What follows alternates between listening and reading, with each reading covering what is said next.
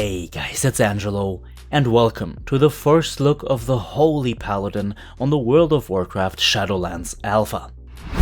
The Holy Paladin is seeing quite a considerable amount of changes and re-implementations of abilities, including auras, damage spells, and reworks to defining abilities as well.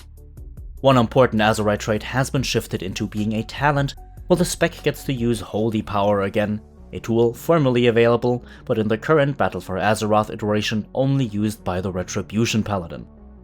The changes are definitely interesting so far, and the Spec remains very engaging as a healer, and definitely keeps the feeling of being a holy combat healer in effect. In this video, I will cover everything that has changed up to this point, and giving you guys detailed insights on the structure of this new Spec. Specifically, we'll be addressing current spec and class changes, so talents, abilities, and removed aspects of the class, as well as giving you my opinion on how the spec is currently looking when considering this for the actual Shadowlands release. Kind of like a personal feedback section, in hopes that the developers will also watch this video.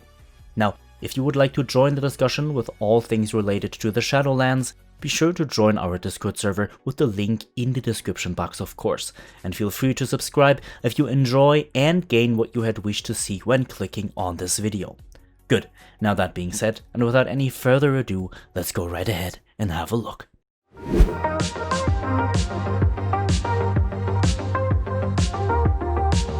Now, the first thing we're going to look at will be the ability changes in Shadowlands. All Paladins will have access to a given toolkit of abilities in Shadowlands, no matter their spec or role, so Protection, Retribution, or Holy. Now, the Paladin is one of the original classes of World of Warcraft, and there are quite a few spells which therefore will be returning as class abilities. These abilities are Blessing of Sacrifice, Blessing of Protection, Hammer of Wrath, Sense Undead, Shield of the Righteous, Turn Evil, Word of Glory, and also the iconic Paladin auras, so Devotion Aura, Concentration Aura, Crusader Aura, and with a rework, Retribution Aura. Other new baseline abilities like Blessing of Sacrifice were already baseline to the Holy Paladin in Battle for Azeroth, but are now available to all other specs as well. Holy Power has returned for the Holy Paladin and will allow for a builder and spender playstyle, where you will be building Holy Power with Holy Shock and Crusader Strike as well as heals on your Beacon of Light target, while spending Holy Power with Light of Dawn and Word of Glory.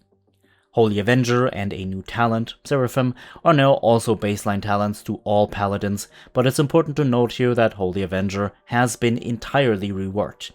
We'll go into that detail here in just a bit, but first, let's take a look at our Covenant abilities, which are new in Shadowlands, but will play an important role throughout the entire expansion. There are 4 Covenants, and each is able to grant us one specific ability which is combat-oriented, while another is more utility-oriented. Firstly, we have the Curians, granting us Divine Toll. When used, we instantly cast Holy Shock on up to 5 targets within 30 yards. Currently, this costs a whopping 30% of our base mana, however, and is on a 1-minute cooldown, so should be used carefully. The Venthyr grant us Ashen Hallow, which will hallow the target area for 30 seconds, and every 2 seconds, any enemy within it will suffer shadow damage, and any ally is healed. While within the Hallow, you can use Hammer of Wrath on any target, no matter their health percentage. Keep in mind that Hammer of Wrath can only be used for targets underneath 20% health, so it's essentially an execute. This ability is on a 4-minute cooldown though, so again, keep that in mind. The Necrolords grant the Paladin Vanquisher's Hammer, which for Holy Paladins throws a hammer at the target, dealing shadow damage and empowering your next Word of Glory to automatically also trigger Light of Dawn. This ability looks pretty interesting, and it's able to combine both our single target Holy Power Spender as well as our AoE healing Holy Power Spender into one, while only being on a 30-second cooldown. Finally, we have the Blessing of the Seasons from the Night Fae, and this Covenant ability grants you 4 different buffs to allies, rotating through each after each use, lasting 1 minute each.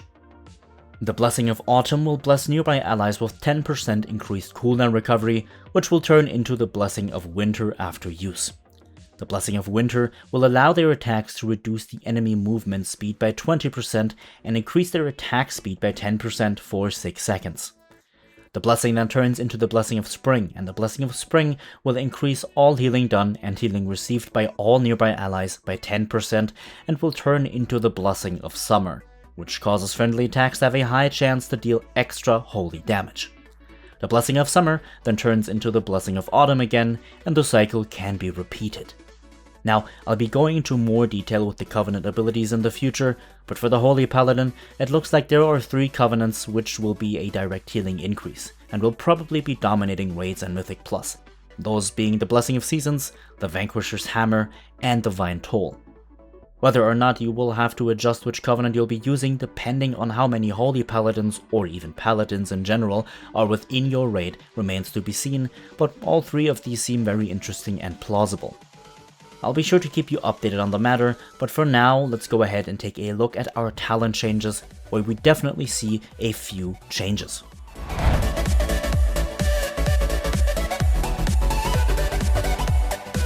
Good, now when it comes to our talents, as just said, there are quite a few changes, so let's go through step by step.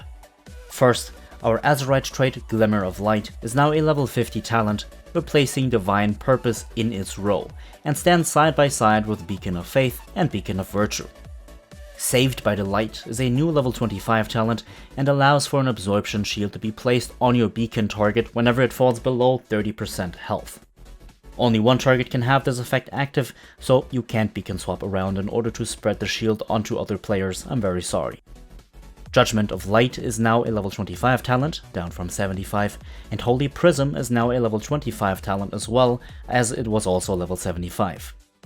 Our entire Aura row of talents, so Aura of Devotion, Aura of Sacrifice, and the Aura of Mercy has been completely replaced, as auras are now actual auras again and not talents, just like in previous versions of World of Warcraft. This means that Unbreakable Spirit, Cavalier, and Rule of Law now take up this talent row.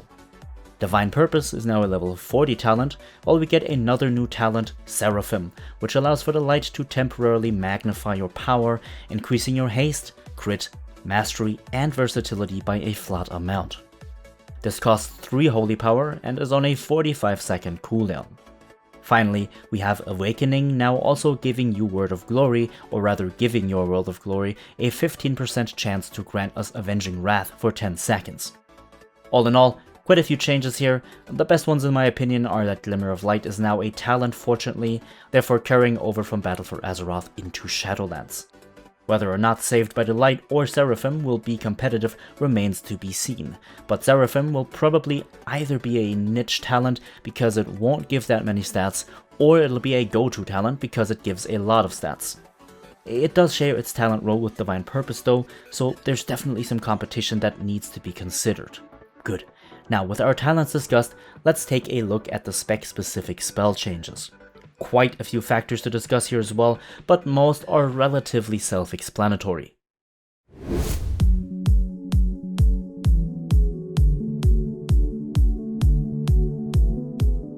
Now, it's important to note here that in Shadowlands, many spells will have different ranks, which will amplify the spell's strength in various ways. 2 of the spell changes which are relevant enough for this list will have these ranks added to them, but since you will experience these rank ups while you're leveling, this is essentially only important if you're thinking about making a new Paladin in Shadowlands. Avenging Wrath at rank 2 has its cooldown reverted down to 2 minutes, as it will have a 3-minute cooldown at rank 1. Beacon of Light does not refund 25% of the mana spent on your beacon target anymore, but the healing to that target is increased to 50%, up from 40%. This is a formidable buff to the beacon's healing output, but this may have you run a bit lower on mana in dungeons, especially during the early stages of Shadowlands. New to the table are our aura abilities, which are, as stated before, baseline auras now, rather than talents.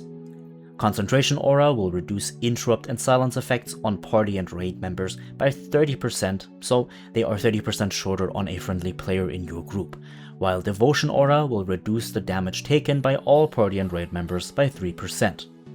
The Crusader Aura will increase mounted speed by 20% for all affected group members, and finally, Retribution Aura will grant you Avenging Wrath for 8 seconds whenever a party or raid member within 40 yards dies. Crusader Strike will now generate 1 holy power, and Holy Shock will do the same. Also, your flash heal on your Beacon of Light will also generate 1 holy power. This is important as it will still force the Paladin to remain a melee and to make active use of the Spec's damage rotation in order to maximize healing output. Another very important thing to add is that Hammer of Wrath will be castable on any target during your Avenging Wrath once at rank 2, no matter their health percentage. Good. Now, all in all, I think that the Holy Paladin looks incredibly promising in Shadowlands. It remains true to its current form of being a combat healer, and with returning abilities like Shield of the Righteous and Hammer of Wrath, as well as returning healing mechanics through Holy Power, the Holy Paladin will have an incredibly diverse toolkit, and will be able to deal a lot of damage while also doing a lot of healing, which is very, very nice. The spec definitely feels very rounded up and fluent, and it'll be very interesting to see how legendary items, covenant abilities, and soulbinds will end up enhancing the spec's playstyle. Let me know what you think. Are you liking what you see so far? What do you think of the Holy Paladin, and rather what do you think it could still be missing? What do you think is spot on perfect? Be sure to let me know in the comments below, and as always, thank you very much for watching. A special thanks to my supporters over at Patreon, and if you enjoyed this video, please leave a like, as it goes a very long way. If you wish to stay updated on all things Shadowlands, feel free to subscribe. Now, have fun in patch 8.3, get excited for Shadowlands, and I will see you all in the next one.